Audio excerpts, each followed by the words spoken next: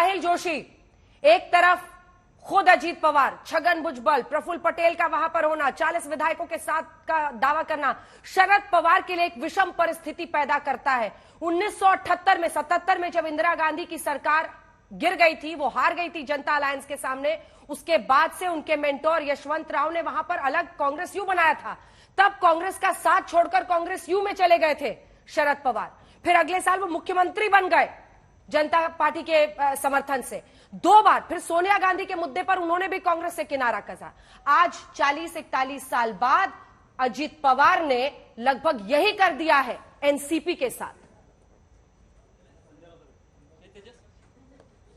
बिल्कुल करीब करीब वही बात हुई है और एग्जैक्टली जिस तरीके से एकनाथ शिंदे ने एक एक कर, हालांकि एकनाथ शिंदे का ड्रामा काफी दिन चला क्योंकि सूरत पहले लोगों को लेके जाया गया, उसके बाद गुवाहाटी लेके जाया गया। यहां पर वो सब करने की जरूरत नहीं थी क्योंकि अजीत पवार के साथ पार्टी के ही बड़े नेता भी उनके साथ में शामिल थे। प्रफुल्ल पटेल वहां पर उनके साथ में दिखाई दिए, पार्टी के कोषाध्यक्ष सुनील तटकरे वहां पर दिखाई दिए, छगन भुजबल जैसे पार्टी के बड़े नेता भी उनके साथ में थे।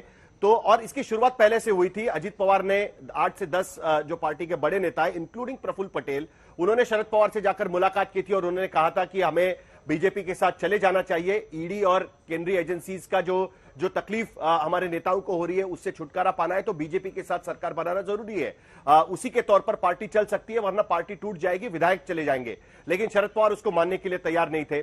धीरे धीरे करके बात यहां पर आकर पहुंची और जब उन्हें पता चला कि अब 1 साल बाकी है लोकसभा चुनाव के पहले, यह बात होना बहुत जरूरी था। जिस तरीके से हमने देखा कि रिपोर्ट्स आ रही थी कि बीजेपी यानी एनडीए को महाराष्ट्र में 40 से ज्यादा सीटें जीतना यह जरूरी है। अगर लोकसभा चुनाव में उनकी टैली 40 के ऊपर जानी है तो महाराष्ट्र में थर्ड पार्टनर की जरूरत उन्हें महसूस हो रही थी, जो अब अजीत पवार के रूप में एनडीए को मिलेगी या बीजेपी को मिलेगी।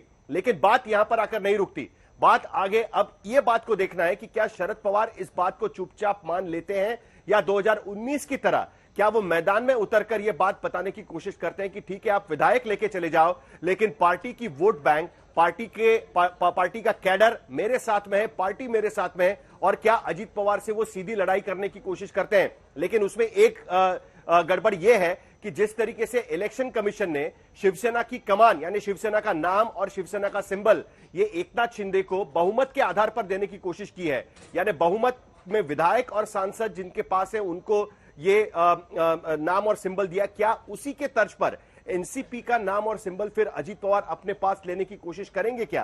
क्योंकि आज की स्थिति में एनसीपी ये क्षेत्रीय पार्टी रह गई है, एनसीपी का नेशनल स्टेटस कुछ ही महीने पहले छीन लिया गया है। अब ऐसे में शिवसेना की तरह जो स्टेट पार्टी है उनका झगड़ा जब इलेक्शन कमीशन के सामने जाएगा तो क्या उसी के तर्ज पर फैसला लिया जाएगा? क्योंकि अब यह लड़ाई शरद पवार की जीवन की अंतिम लड़ाई होगी।